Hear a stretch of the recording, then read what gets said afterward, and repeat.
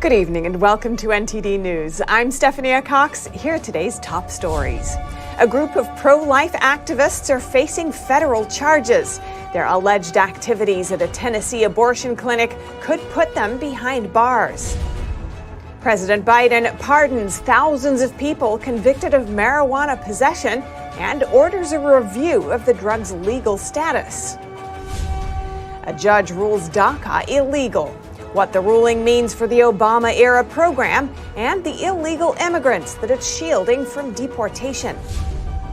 A Texas death row inmate whose religious accommodation case went to the Supreme Court was executed. Because of his case, death chambers will no longer be the same. Painful news from California. A family who was kidnapped is found dead. One suspect is arrested, and authorities are investigating to determine if another was involved. And one of the deadliest massacres in Thailand ever. Over 20 children killed after a man launches an attack at a daycare.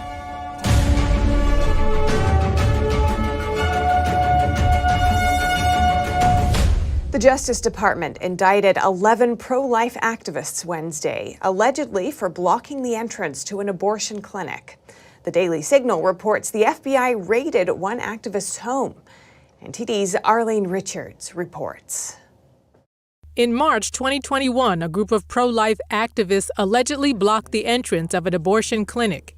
That's according to a Justice Department statement released on Wednesday by the Tennessee U.S. Attorney's Office. The individuals were indicted for violating the FACE Act. The FACE Act, or the Freedom of Access to Clinic Entrances Act, prohibits demonstrators from blocking access to abortion clinics. 7 of the activists were charged with conspiracy and face up to 11 years in prison and a fine of up to $250,000, while the remaining 4, accused of other violations, could be fined as much as $10,000 and get up to a year in prison.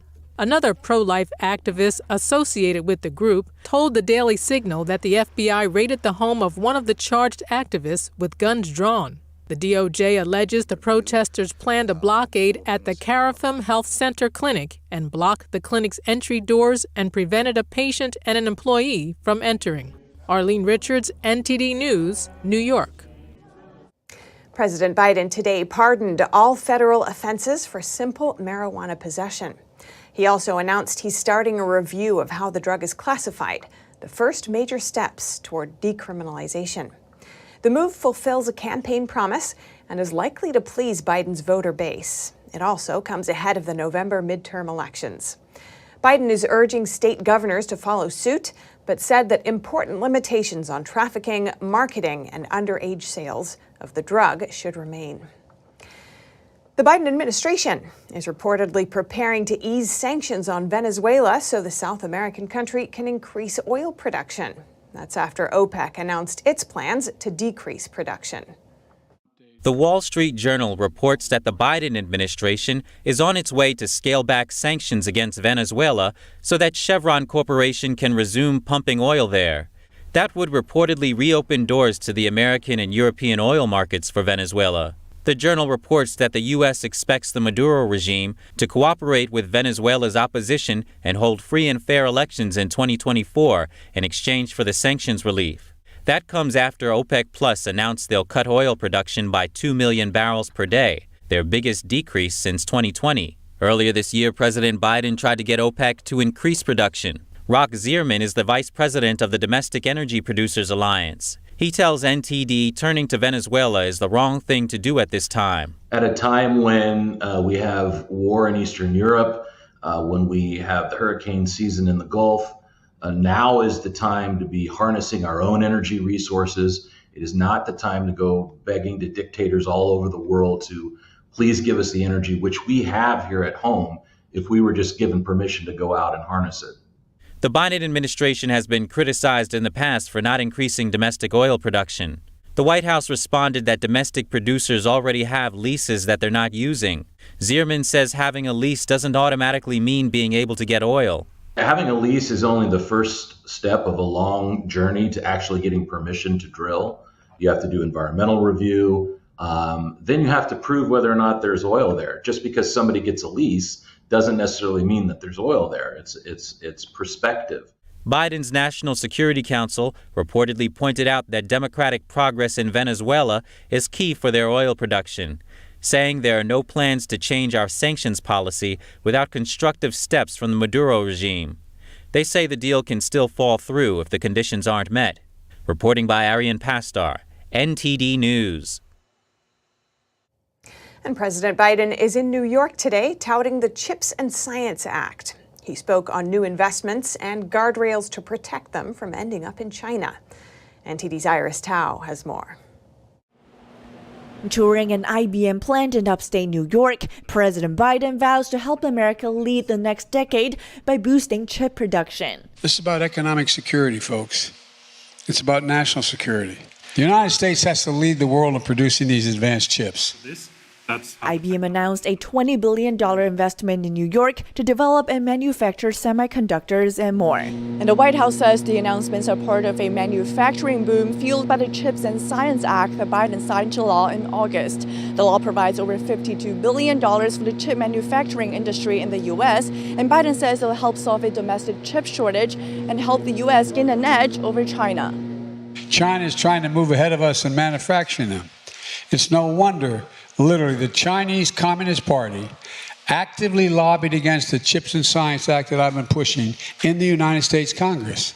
Biden also stressed that there are guardrails preventing federal subsidies included in the package from being used to invest in China instead. We're going to make sure the companies that take these taxpayers' dollars do not turn around and make investments in China, investments that undermine our supply chains and national security. That's a guarantee. Just weeks ago, Biden visited another chip plant in Ohio. And as midterms approach, the president has sought to capitalize on such investment announcements, touting them as his legislative wins. And after giving the speech, Biden's also attending two Democratic fundraisers, both on Thursday. And a busy schedule comes as the party tries to defend a slim majority in both the House and the Senate. Reporting in Washington, D.C., Iris Tao, NTD News. A federal appeals court reaffirms that DACA is illegal. DACA is the Obama-era program that shields certain illegal immigrant minors from deportation. Here's NTD's Melina Weiskup with more details on what this ruling means for the current recipients and the future of the program. So this latest ruling essentially means that the future of DACA is uncertain, though the program remains intact for now. So current DACA recipients, that accounts for around 600,000 people, will continue to get their benefits. They can reapply for benefits and they'll continue to get employment authorization, etc. So while that group is not affected by this, new applicants are. For initial applicants, as they call them, aren't going to be able to receive benefits until this litigation reaches an end, which could be years from now. This latest ruling simply reaffirms what Texas Judge Andrew Hannon ruled back in July of 2021. He determined that DACA, which stands for Deferred Action for Childhood Arrivals, was created illegally. For one, because Congress never gave the executive branch the authority to cancel deportations for illegal immigrants. And secondly, because the Obama administration did not go through the proper procedures to create the program. If the Biden administration files a formal appeal, the case will go to the U.S. Supreme Court. In addition, the Supreme Court is already set to hear another case regarding immigration enforcement. But the Supreme Court is going to hear that case in December.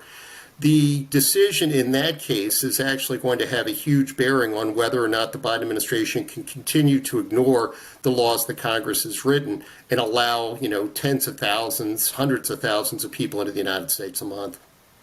And Congress still has not taken any solid action on immigration. Democrats and Republicans remain at a stalemate on the issue. And this is especially frustrating for immigration advocates who say the only way to save DACA after this latest ruling is for Congress to pass a law to protect young immigrants. The House has twice passed a bill that would provide a pathway to citizenship for Dreamers, although that legislation has not garnered enough support in the Senate to get it to the White House. Reporting in Washington, D.C., Melina Weiskup, NTD News. A federal judge in New York today blocked parts of the state's new gun law. U.S. District Judge Glenn Sotheby ruled that key elements of the law were unconstitutional. The temporary injunction blocks the statewide ban on carrying firearms on some public and private properties. It also blocks new requirements for background checks for gun permits, which include handing over social media accounts, as well as the requirement that an applicant has to provide evidence of good moral character. The decision is on hold for 3 days to allow the state to challenge it in a higher court. New York Attorney General Letitia James said her office would appeal. And a recently published study revealed that men who identify as women have a physical advantage over biological women, even after years of taking estrogen. That came as no surprise, according to an attorney who says a high school policy deprived her clients of state championship opportunities. NTD's Arlene Richards reports. A recent study published by the British Journal of Sports Medicine found that men on hormone therapy had greater muscle strength than biological women.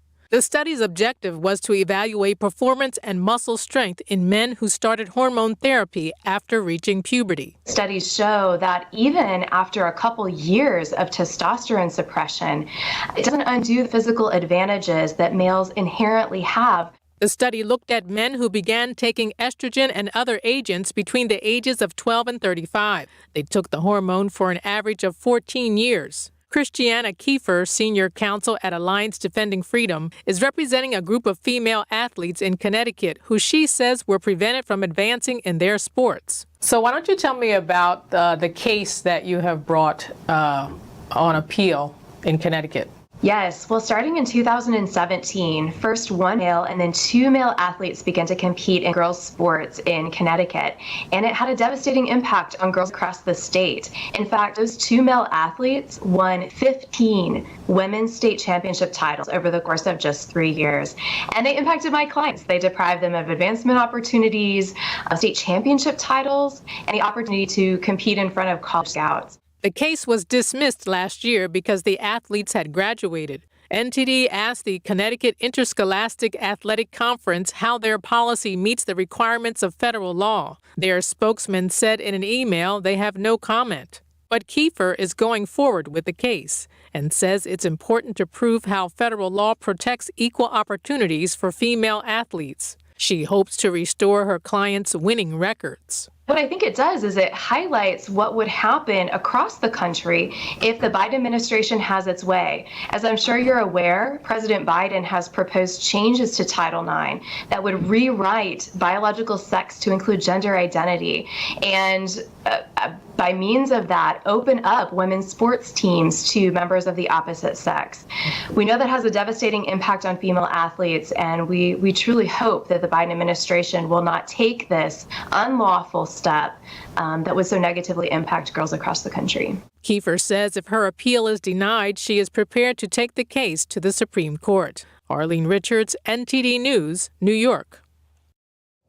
A Texas death row inmate whose case redefined the roles of spiritual advisors in death chambers was executed last night. And because of a Supreme Court ruling, the inmate's request for religious accommodations was met as he died. NTD's Jason Perry has that story. Texas death row inmate John Henry Ramirez, who was 38 years old, was executed by lethal injection on Wednesday. But this execution was different. Because of a Supreme Court ruling in March, Ramirez's pastor was permitted to lay his hands on Ramirez's chest and pray aloud over him as he was executed. Ramirez's pastor, Dana Moore, spoke with KRIS 6 News before the execution. I'm praying for everybody in this whole process, for peace, for encouragement and comfort for whatever that looks like. Ramirez was sentenced to death for murdering a convenience store clerk, 46-year-old Pablo Castro, in 2004. Ramirez challenged the state prison rules that prevented his pastor from touching him and praying aloud during the execution, saying his religious freedom was being violated. And as his legal case went on, his execution date was delayed for years, as well as the executions of others. The victim's son said this about Ramirez in 2021, 17 years after his father's murder. He's had a power over me for such a long time, and I don't like to admit that, but he has. Ramirez was pronounced dead at 6:41 p.m. on October 5th. He directed some of his last words to the victim's family, saying, "I have regret and remorse. This is such a heinous act. I hope this finds you comfort. If this helps you, then I am glad. I hope in some shape or form this helps you find closure." The family of Pablo Castro told The Item, a Huntsville media outlet, that they did find closure following the execution, although one of Castro's sons said the inmate's apology meant nothing to him.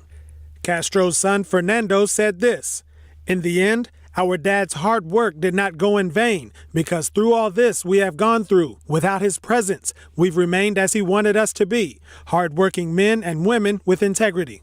Because Ramirez challenged the state's religious accommodations, pastors can now touch inmates and pray out loud in death chambers during executions.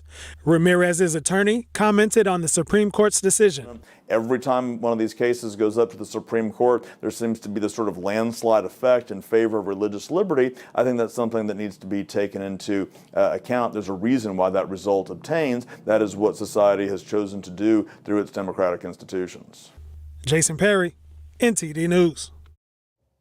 The family of 4 who were kidnapped earlier this week, sadly, have been found dead. A suspect has been identified and arrested. 4 family members, including an 8-month-old baby girl, were found dead on Wednesday evening after they were abducted from their trucking business in Merced, in California's Central Valley on Monday.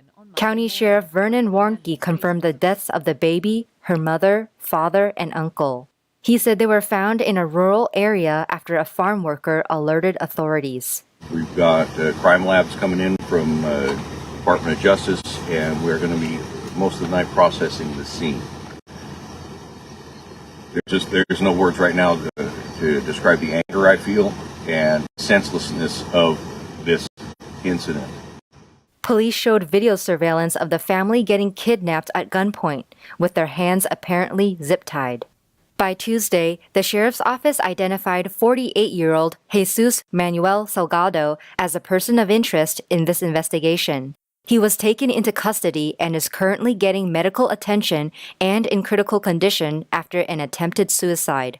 Relatives of the family made a tearful plea for help earlier on Wednesday for the public's help to find clues on their whereabouts. We are devastated, we are shocked, we are dying every moment, not finding any clues. So if anyone has seen anything, even a small interaction, somebody at the gas station, somebody buying something, where the suspect was taking them, any shifting of cars when he was doing that, or if he was doing that, so please do come forward. Any small lead could get us to our family. Family members said nothing was stolen from the trucking company, but their relatives were all wearing jewelry. The sheriff said they do not know the reason for the kidnapping, but he believes it was financially motivated. Police are trying to determine if another person is involved. And staying in California, the new medical misinformation bill is already facing a lawsuit from 2 doctors. Last week, a group gathered on the steps of the California Capitol building to call on the governor to veto the bill. He ended up signing it just hours later. NTD spoke with one of the attorneys representing the case. What California is trying to do is shut down doctors' free speech. It's trying to prevent doctors from giving us what they believe is the best medical advice. Instead, Daniel Sir, a managing attorney for the Liberty Justice Center, filed a federal lawsuit on October 4th for Dr. Jeff Barkey and Dr. Mark McDonald. The lawsuit is against the Medical Misinformation Bill, officially known as Assembly Bill 2098, which Governor Gavin Newsom signed into law at the end of September. Sir says the law is unconstitutional. we're asking a federal judge to give us expedited relief to stop the Medical Board of California from enforcing this law against doctors, to protect doctors' free speech rights, to protect patients' rights to receive this medical information, this medical advice from their doctors.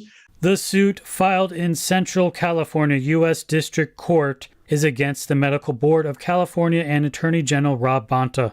After Newsom signed the bill, he released a message saying that he was concerned similar laws could have a, quote, chilling effect on doctors.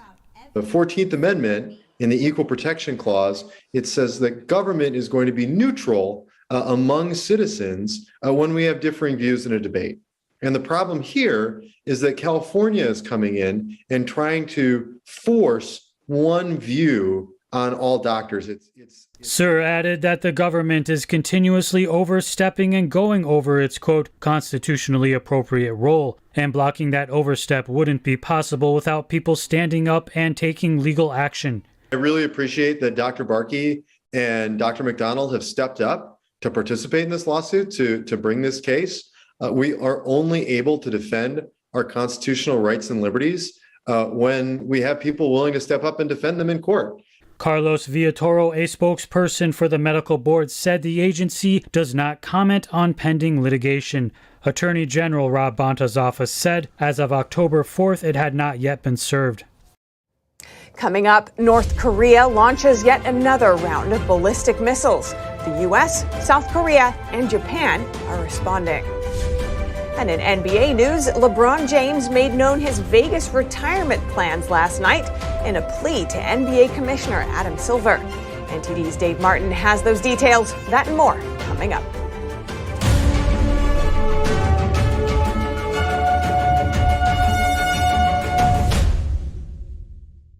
Hi, I'm Smokey Bear, and I made an assistant to help you prevent wildfires. Dude, I've got this. I've been camping since I was 5 years old. But I am a camping influencer. You know what? I'll bet you $5. Okay. Assistant Smokey, what is the best way to put out a campfire? To put out a campfire, drown with water, stir, drown again. Then make sure the fire is out cold by feeling with the back of your hand. Wait, really? I'll take the $5.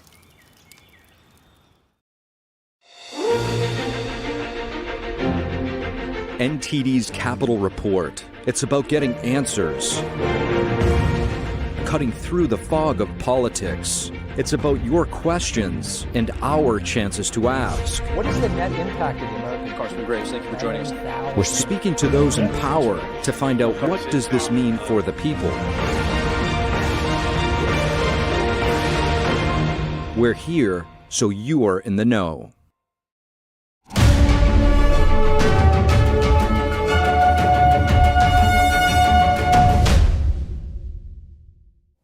Tragic news from Thailand. A man killed 37 people today, including 22 children, during a knife and gun rampage at a daycare center. It's the deadliest massacre in the country's history. Authorities say the assailant is a 38-year-old former policeman. After the attack at the daycare, he went home to shoot his wife and child and then turned the weapon on himself. The attacker was dismissed from the force last year over drug allegations, according to the police.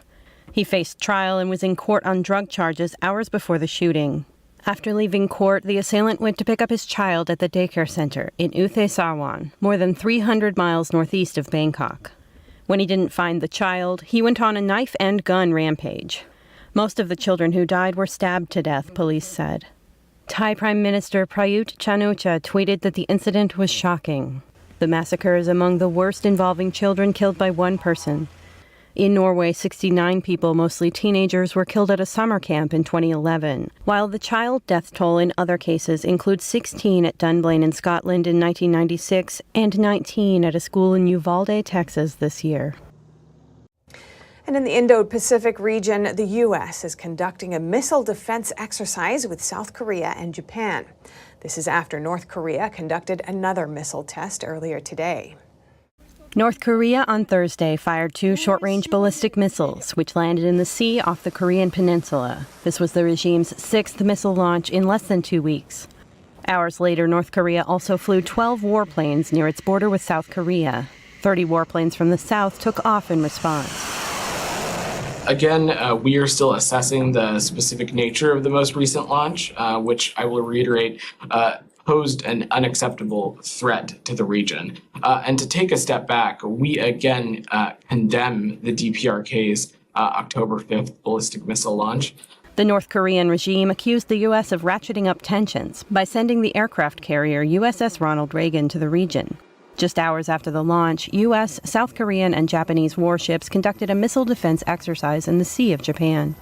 The State Department says more options are on the table. And of course, we continue to have a number of tools in our tool belt, sanctions, other things, to continue to hold the regime accountable. But I don't have any specific actions to preview, but the United States is monitoring and watching closely. The 2 U.S. warships that took part in the exercise are both part of the USS Ronald Reagan aircraft carrier strike group. The U.S. Pacific Command said in a statement that the exercise is forward-leaning, reflective of our shared values, and resolute against those who challenge regional stability. Reporting by Allison Lee, NTD News. And now over to sports news. Here's NTD's Dave Martin with today's top stories. NBA superstar LeBron James is still under contract with the Lakers for 3 more years, but the 37-year-old is already making known his retirement plans. James publicly asked Commissioner Adam Silver last night after an exhibition game in Las Vegas for his own NBA franchise in Sin City. James said, "I would love to bring a team here at some point. That would be amazing. I know Adam is in Abu Dhabi right now, I believe, but he probably sees every single interview and transcript that comes through from NBA players. So I want the team here, Adam." James, who's the highest earning player in NBA history at more than $500 million, would likely pay a record franchise fee into the billions were he to get one. The NBA last expanded back in 2004 when the Charlotte Bobcats, now known as the Hornets, joined the league.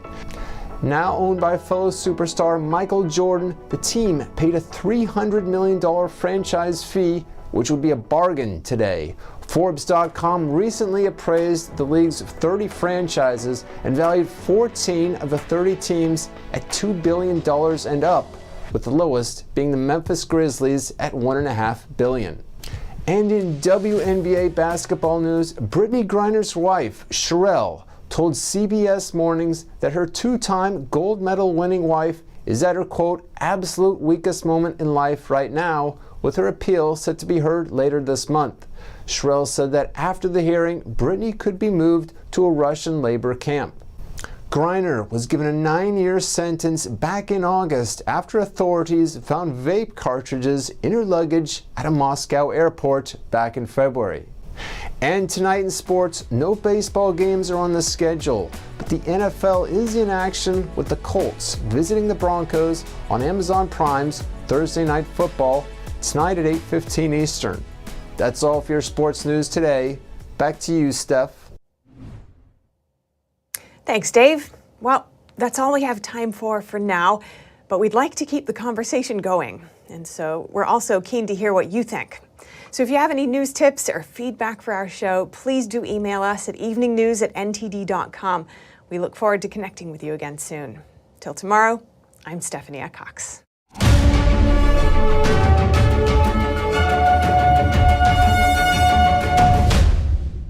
Thanks for watching us on YouTube. Did you know YouTube only keeps selective videos on its platform? So if you want to make sure you get the full picture, just subscribe to our newsletter. Go to newsletter.ntd.com and sign up. It's free.